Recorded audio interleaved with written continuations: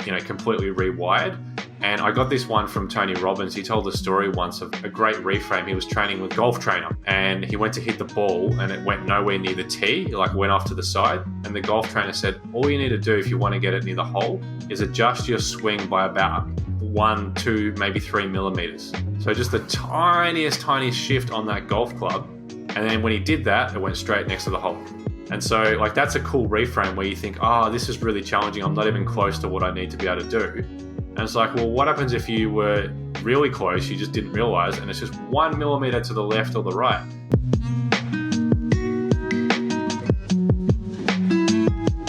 Welcome to the Mindful and Dream podcast, where we help you to not lose sight of what's really important while chasing your dreams. Today's guest is the massively popular online writer, Tim Denning.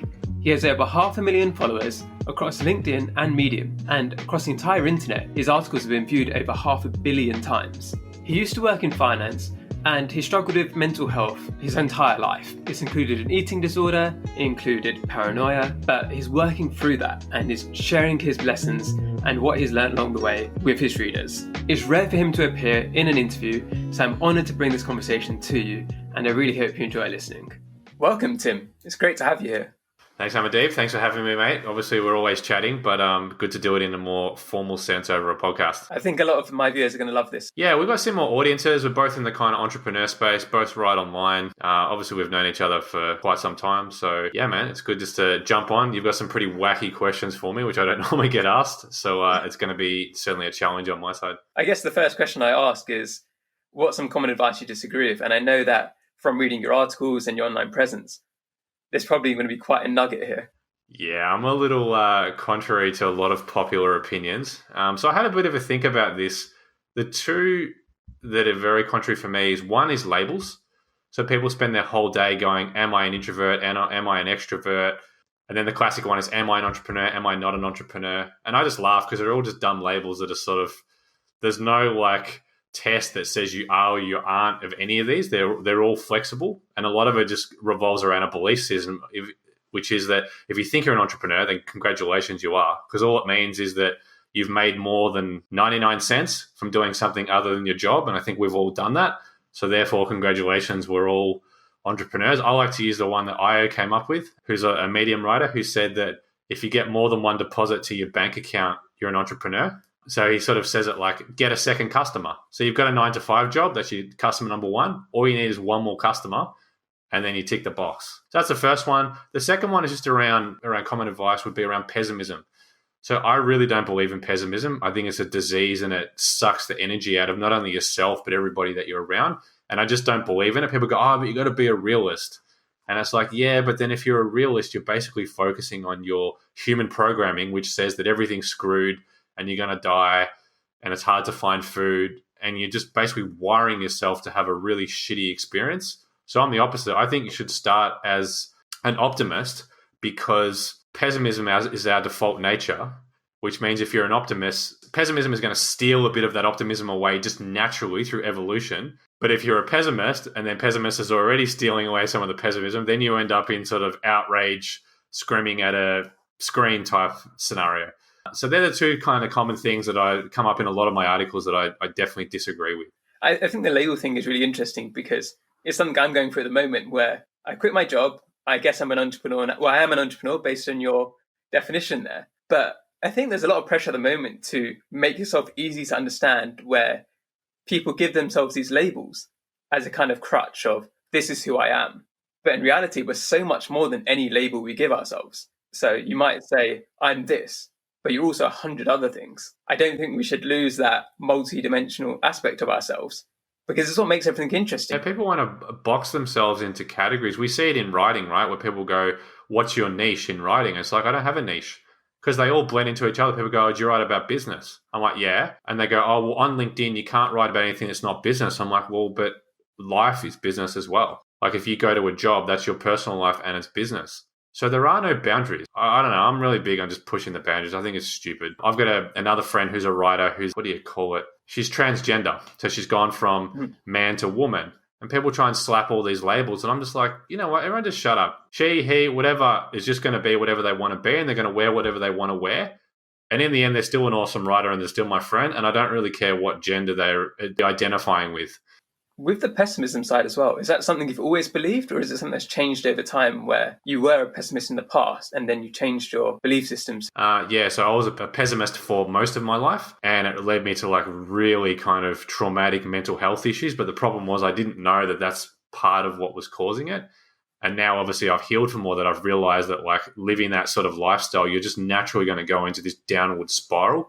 And your mental health is just going to get worse and worse if that's how you see the world. So part of the healing was that I started getting coaches and going to different seminars. And I learned that even if things are crap, if you can just kind of learn to see the bright side of each of it, you'll sort of naturally come out of it. So it's more, I would say, a technique and a way of life that I've adopted, but I definitely wasn't born with it. Definitely not. And was there a particular time where you really struggled with the balance and like the pessimism overwhelmed you? And then what did you do to get out of that? Yeah, it happens all the time. I can think of a few, like if you write online, you're going to cop a lot of haters. That's just the nature of how it works, especially as you start to write for a longer period of time. So I had one particular moment where I was writing a lot on LinkedIn, and I managed to attract this guy who basically set up like a mob, and they would go on all my stuff and he'd get hundreds of people just to write like stuff on there. And you might go, oh, that's innocent, just brush it off. But they were quite clever. They did their research and they would take like events from my life that were true, but then twist them just enough so that they were untrue. And so people started saying to me at work, oh, did you really do that thing that I read on LinkedIn? And so it really started to hurt. And so it became a bit of a downward spiral. And, you asked, how do I get out of it? I mean, I was a bit lucky there where I had to develop really thick skin really quickly. And I was lucky that particular platform did eventually sort of kick these people off and ban them, because clearly that's what they were doing. But I just had to focus on something else. Almost had to kind of unplug and go, all right, LinkedIn's going to be kind of a no-go for a little while. I'm still going to be there occasionally, but I'm just going to have to back right off and try and find something else to do than focus on that. Because if I focus on it, I'm just going to get upset and it doesn't solve anything. And it's out of my control. Like I don't own the platform. I can't tell these people to get off. I've tried to tell them that what they're saying is incorrect. They're not going to listen because their goal is not to speak the truth. It's just because this is entertainment for them, right? And there's a whole backstory as to why they did it. Like the guy that was leading it had sold his business for like $10 million. And the day after he sold it, the new owners fired him from the business because he was a bit of a smartass. So he basically got stuck at home with $10 million. He was bored out of his brain. And so he just thought, I'll go on LinkedIn and I'll look for people that I don't like or I disagree with. And because I've got all this money, I'm just going to take the piss out of them. And he set up a YouTube channel and he started parroting all these people and like really went into it as a full-time job because he had the resources to do so and the money to do it. And I just happened to obviously come up at the wrong time, and I was his number one target. I just keep saying people that do that eventually are going to come unstuck. And he did, and now he's banned off basically every platform. And all of his mob and that are all gone, and that's the end of it. I've got no ill will towards him. I'd love to jump on a podcast with him someday just to understand, like, I wonder what the rationale is for someone to do that. You're going to have empathy, I think, towards people that want to do that type of thing. But then I also look and go, well, like when I was going through that similar phase, I was going on YouTube and leaving really nasty comments on people's videos because I was just angry and pissed off with life. So we've all, I think, been at that stage at some point. So if I can see a little bit of myself in what he's doing, then it helps to take the sting off that really negative situation, get into other people's shoes. Yeah, and I think it's quite a common problem now where as soon as somebody puts themselves out there or puts themselves out of their lane, there's always going to be people who try to bring them down. And I know from friends out of the writing world who do other things as well, it's really hard for them to deal with because it's so overwhelming. You don't really get that in your day-to-day life where you're walking around and somebody just shouts hatred at you, right? What you said there about the distractions, was there anything else you did just to kind of get your mind off things and unplug? So was it just focusing on other areas? Did you go to people for support? I definitely spoke to a few people, like mutual writer friends, to say, hey, have you dealt with this? What do you recommend? A little bit of sort of meditation, like sort of 10 minutes a day of meditation just to start the day on a calm kind of mindset. I found that emails became a bit of a trigger, because that was a place where people would sort of contact me and say, hey, it's happened again, another blow up, that sort of thing. So trying to stay off emails or maybe not wake up to emails, I think was very helpful. And then, just doing other things. And what that kind of looked like is obviously writing in other places and then just doing a lot of reading. So at the moment, I'm reading a book. I'm just trying to think what the name is. The Courage to be Disliked. because I just thought, you know what, this is a handy skill to have. And I'm not very good at it, if I'm being honest. One of our mutual friends, Sean Kernan, he's my idol in this space. The guy has thick skin. You can say anything and you're never going to phase him. But I'm just not that good at it. So I'm trying to read this book at the moment, see if I can fix it. Yeah. And to be honest, even with me, when I'm putting myself out there now, I still have this kind of fear that it's not almost that people are going to come and attack me, but that people are almost talking behind my back, being like, why is he doing this? Or he's not very good. And it's that fear which is just irrational, because it doesn't matter what people say. I can't control it. And there's never ever going to be a case where everybody likes what you do. So there's different levels. Like there's people that won't like what you do. I personally don't care, and I just block that out. There's people that leave negative comments, that are quite harsh. It doesn't bother me at all. I'm past that a long time ago. I think that the last level, though, is like people that flat out just make up a lie and they circulate it in these sort of mobs, and it's just not true. That's the one I have a problem with, because that hits your credibility and people start, like, I'll give you an example. I could spread a rumor that, like, you've got a gambling problem. That's not true. But if I have a big audience and then I get 10 other writers to all say that Amardeep has a gambling problem, like, that really hurts. And especially if it's me, because, like, I'm someone that If it's just a random on the internet, you don't care. That's the final stage of the kind of game, as I like to look at it. And that's a hard one. I don't have any answers on what to do with that. You quit your job around the same time that I did a couple months ago. How are you finding that life so far? Are you finding that you've got a good balance, or are you struggling at the moment with any areas in particular? And what's the kind of thing you're striving for? What's success going to look like at the end of all of this? Yeah, it's something I spend most of my day thinking about. There's a lot of productivity guilt. So, like, I get days where I think I didn't achieve enough. And what I'm finding is, like, I am not as efficient with my time as I was when I had the job, and that's very frustrating. But then if I sort of take a bird's eye view, I've realized that I probably am a bit of an overachiever, and I am trying to do way too much, because if I listed all the things I've done since I quit my job, you'd, I think, be pretty impressed. But for whatever reason, I'm just never impressed myself. What I originally did before I quit was I wrote a notepad file with ideal day, and it's like all the things that I want to do, just rough time slots. And I really haven't kept to a lot of that, and I kind of wish that I did. And there are different slumps. So when I first quit, the first 3 weeks, I was like insane productive. Then I had a few weeks where I literally just wasted whole days and did nothing. And then now I've got a balance where some days I'm working really hard and other days I just do nothing and just listen to podcasts. So it's a very difficult balancing act. It sounds like it's going to be this dream for everyone that's listening. You're probably going, yeah, it's amazing. I would say it's not as much of a dream as what you think. And actually the lifestyle starts to feel like a 9 to 5 in certain elements, except you don't have a boss coming in over the top of you. So I think to successfully do it, you do need a fair bit of self-control and discipline. And you probably need some tools like we were discussing before, some sort of stopwatch or time tracking tool, I think, is important, and someone to keep you accountable. So my partner that I live with, she's always making sure that I'm ticking the goals and doing what I should be doing. I think if it was just me, things would go out the door. Yeah, it's difficult, but it's definitely, I'm glad I made the decision, like I'm sure you did, but it's not as easy as it looks. Hi everyone, I hope you're enjoying the episode so far. I want to take a quick break to ask you to check in on yourself. There's many people struggling with balance, and there's nothing to be ashamed about. The tips that my guests and I share can hopefully help you along the way. But if you already feel overwhelmed or burnt out, it's probably best that you ask somebody for help too. For some, this might be a friend or family member, but others might feel like they have nobody they can talk to. If you're one of these people, check out the link in the show notes. It's for United for Global Mental Health. They've got helplines all across the world with people willing to listen on the other side. It's important to let somebody know how you're feeling. Now, back to the show. And I think you've talked about this before as well, Parkinson's law, and where work expands to fill the time you have available. Because before I quit, I was like, I'm going to have 8 extra hours a day. But I don't know whether those 8 hours have gone, because I'm not doing 8 hours more work a day, definitely. It's one of the things, once you get to the other side, you realize, like, I've been less productive because you have more time. Because what you mentioned there about the time tracking, that's how I'm trying to deal with it, where I'm using an app called Clockify. I can put my different tasks in there and I can start a stopwatch, and then I stop it once I finish the task. And it's keeping me much more honest because I'm realizing how long I'm taking on different things. Whereas if I start something and then I start something else and then I don't finish the first task, it just becomes a jumble and I don't actually know how long I'm taking to do things. And what I found is that makes my planning really bad because I think I'm going to achieve X amount of things in one day. But I never do that based on how long those tasks have taken me in the past, because I'm going based on my guesses rather than actual data.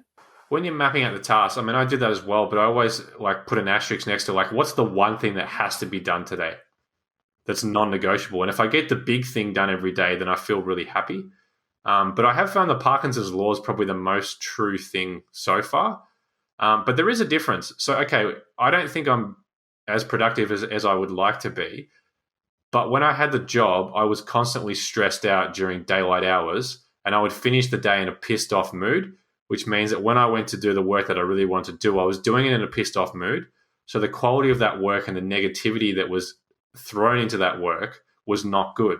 So you can't just measure it in productivity. It's also the quality of the work, and I think the energy. So I've got much better energy now that I don't have that sucking all that energy away, and I have the control, right? And that's what I want. I want the control of how I do things, because I don't want to be constantly told how to do it.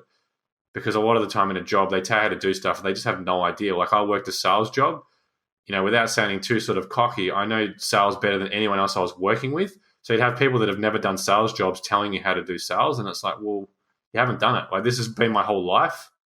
Just give me the goals that you want me to achieve and I'll run off and go do them. But you never can quite do that. So yeah, it's not just about time spent. There's more to it. Yeah, absolutely. I think I'm happier now than I was before. Mm-hmm. But it's not quite been the dream that I thought it was going to be.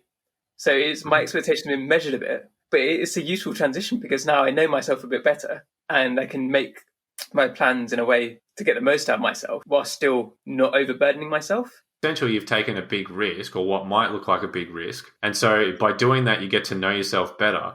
But this is the thing that I keep telling people. It's not really a risk because you can always go back to a job. There's always going to be a job. That's what I can guarantee. But there's not always going to be a time where you may be able to take that kind of risk. And the thing that people don't understand is that it takes a lot of courage to do what we've done. I'm not trying to talk myself up or sound like Superman. I'm just telling you right now, it sounds easy, but it's really hard. The courage to actually, in the middle of a pandemic, cut off your job, leave a very high-paying job to do something that has, that's difficult. And especially writing as well. Like, you tell most people, oh, I'm a writer. They think you're like worth $5. Like, that's the truth. They assume that you're a bum. So yeah, it takes a lot of courage.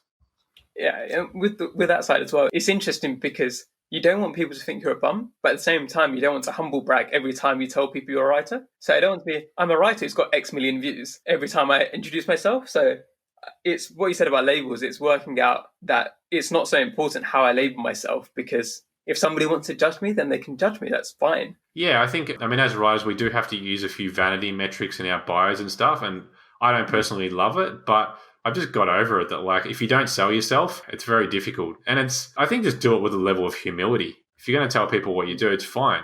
And it's okay to talk it up a bit. Like, we've all got kind of achievements. I think people that are offended by that, they're not the sort of people that I want to spend time with. Like, I want to be around people that are okay to talk about their achievements and not have to feel guilty. And I'm not trying to make other people feel bad. I'm just telling you this is what I've done. It's something that I'm proud of. And if you don't respect or love that, that's up to you. That's cool.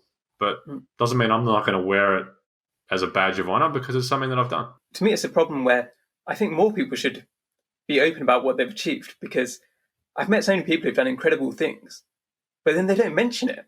So you find out later on that you've been sitting with somebody who's achieved whatever and they're a world champion at something.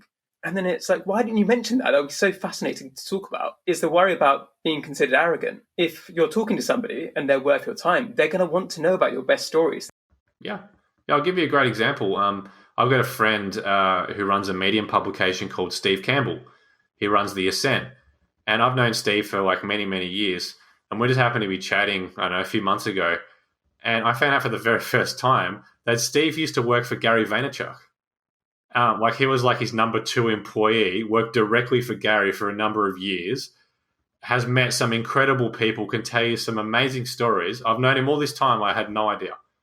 I was like, dude, like, why are you not telling people this? This is an amazing achievement. And it wasn't just working there for 6 months. He was like a long-time employee of Gary's. So that's a great example of, like, it's okay to talk about what you've done. Otherwise, I can't feel like I know you properly. Yeah, exactly. And it's making yourself open up to people. Some people will think you're arrogant. that's absolutely fine. You can't please everybody. But then other people will be really interested in what you're doing. And then you'll have a much deeper and more engaging conversation because you're willing to take the risk of being considered arrogant. Yeah, and it doesn't just go with vanity metrics. I think the other side that I often like to touch on is I don't like using the word vulnerability because it's used way too much, but to be also able to go the other side and talk about like what are the things where you just completely destroyed yourself. And again, it's not failure porn, it's not to try and, sort of make out like you're hardly done, but if you can also be able to talk about the big things and the really bad things that like, you got divorced or I got a friend that like lost a baby in childbirth, and to be able to stand up and talk about that not only takes a lot of courage, but people get to know you on a much different level. I don't see that enough, and I wish I saw it more because people are like, oh, it's a failure. It's like, no, it's not. It's just part of who you are. It's actually very interesting. It shapes how you see the world. People that have gone through that sort of thing are very humble. So I try not to overdo it, but I am someone as well that like to sort of add that in as well. Yeah, and it's just being human because we see the curated feeds of people on Instagram or social media. That's not what life is like. So everybody has got problems. Everybody's got something wrong or a battle they're fighting in their heads. And that's okay. You don't need to be ashamed of that. And I know that you've talked a lot about your mental health in your writing over the years. That's a sign of strength that you're able to express your feelings. And it's helped so many people. It's helped millions of people because they know that other people are experiencing the same thing they are. So coming back to one thing with the mindsets is there a particular mindset shift that you think people could make that would make them happier and make them have more balanced lives? Yeah, I think there's a couple that have worked for me. One is about having a goal to have less, not more. So people keep saying, I need more money, I need a bigger house, I need a better job. If you can somehow try and break that cycle and almost go the other direction and go like, how could I just cut out a lot of things that are a waste of time? Or what would it be like if I just did one thing with most of my time and not 60 things? I wonder what the depth of focus would be if I did that. Yeah, it's a bit of a scary thought for some people. So, it's kind of minimalism in a way, I think has definitely helped. I'm trying to think what another kind of mindset shift is. I mean, there's so many. I use reframes is probably the other big one. A reframe kind of comes from psychology. It's sort of associated with the concept of neuroplasticity, which is basically that your brain can be, completely rewired. And I got this one from Tony Robbins. He told a story once of a great reframe. He was training with a golf trainer and he went to hit the ball and it went nowhere near the tee, like went off to the side. And the golf trainer said, all you need to do if you want to get it near the hole is adjust your swing by about 1, 2, maybe 3 millimeters. So just the tiniest shift on that golf club. And then when he did that, it went straight next to the hole. And so like that's a cool reframe where you think, this is really challenging. I'm not even close to what I need to be able to do. And it's like, well, what happens if you were really close, you just didn't realize, and it's just 1 millimeter to the left or the right? So these are sort of reframes that I use on a daily basis just to break patterns. So if I'm going through a pattern where something's a bit negative or I'm not getting the results I want, I'm like, how do I get out of this pattern? How do I interrupt the programming? And I like to think of it, I'm a little bit older than most people, but like CDs or records. So I used to be a DJ, right? And if someone scratched the CD, if I go put that in the CD player, it doesn't play anymore. The pattern that's printed on the CD is completely interrupted and it sounds like a different song. It's completely stuffed. What happens if you could do that with your own brain? And the answer is that you can. You need reframes. And what is a reframe? It's just a complicated way of saying basically a quote that you can use to interrupt a pattern. Yeah, I think that's really interesting about the slight shifts that people can make, because I know myself and I know probably many other people as well listening, that they think they're so far away from where they want to be. And they're focused on the huge gap of what they've got to do, rather than if they make a few small changes, it could actually make a big difference to their lives. And it's this idea of kind of micro habits as well. If you don't need to create huge change in life to see the results, it could actually be just waking up 5 minutes early to do 5 minutes of meditation, for example. And that 5 minutes meditation can have a much bigger effect on your whole day. There's another way to look at it, right? So the other one comes around people. So I'll give you another great example. We're like a millimeter away from the thing that we think we can never have. And I'll give you a classic one I had a few years ago. I said to a friend, I just love to meet Richard Branson. Wouldn't that be cool? I said, like he's worth so much money. I'm not even close to that guy's circle. And this person challenged me. And long story short, basically I worked out that for me to get to Richard Branson, there's a guy called Mark that I know. He knows another guy in America, and that guy in America knows Richard. So actually, I got 2 people, and this is completely random, and I got 2 people, and I actually proved it. I got an invite to Richard's Necker Island thing for an event, because I wanted to prove to myself that, actually, I could sit down with Richard Branson. So see the psychology? Like, I'm just a random guy at that time working in a bank, making like very small amount of money. And just with a little bit of creative thinking, I worked out that there's two people in between me and Richard Branson. Most people talk themselves out of them and go, no, I could never do that. And it's like, well, Richard's actually not that different to everybody else.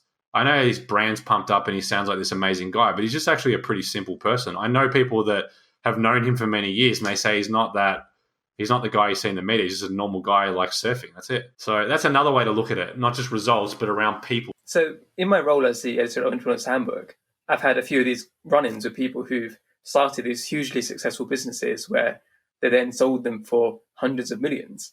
And one of the things that's always surprised me is they're just normal people. At the beginning, I was so intimidated by them and thinking I needed to impress them in some way and I was acting unnaturally. But they just want to chat. They don't want people to treat them like that because they're just human. They know that they've got their flaws and they've got the same problems that we all have. And I found that really refreshing to know that somebody who one guy started a company that was worth $500 million, but he wanted to have a chat with me. And to me, that was incredible.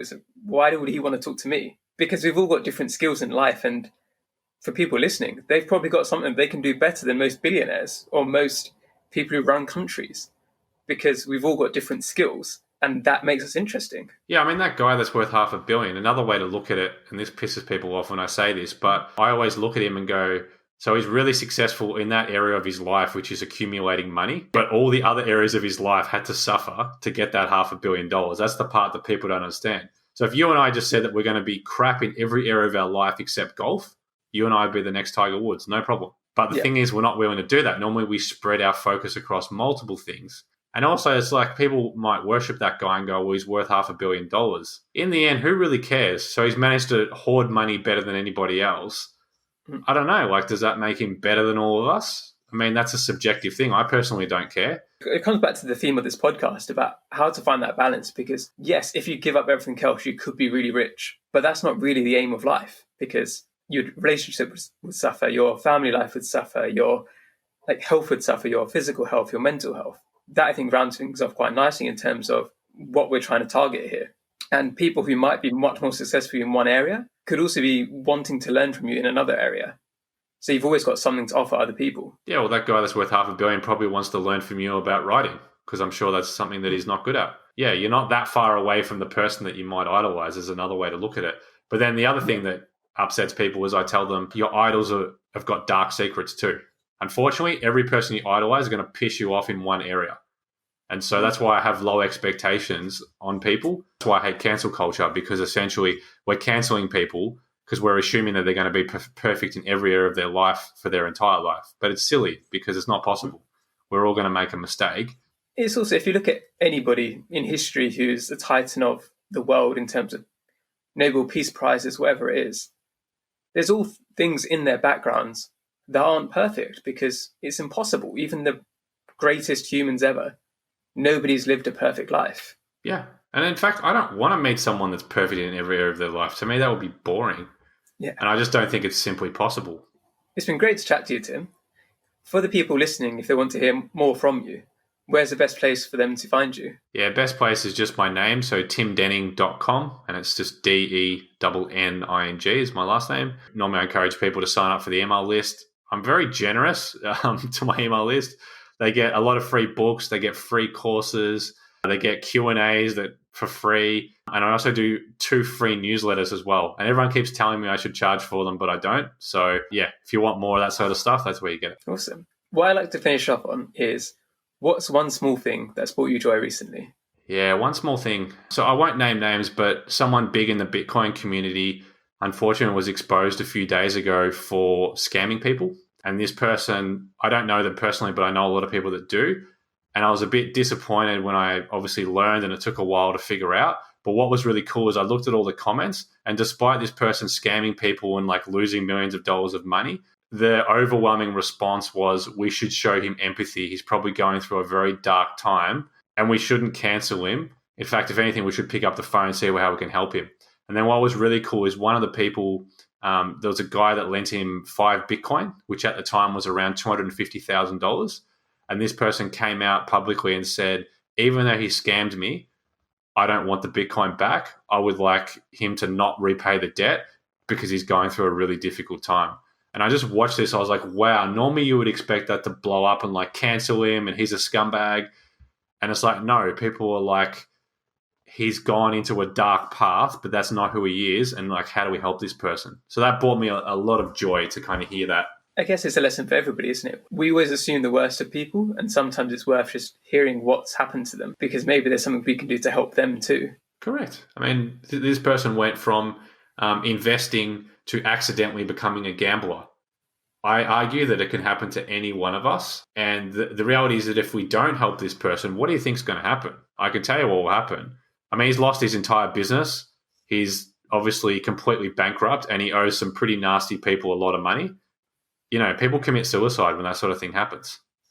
So Here you've got a community that's got around and said, you know, we don't want that person to lose their life. Let's give them a second shot. That was so awesome to watch. Yeah. And that's a lovely note to end on there. Thank you, Tim. It's been great to have you. Cool. Thanks for having me.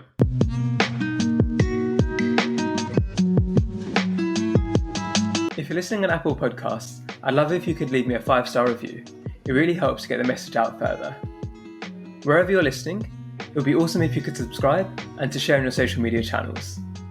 If you want to see more of my work and advice, you can find all of the links in the show notes.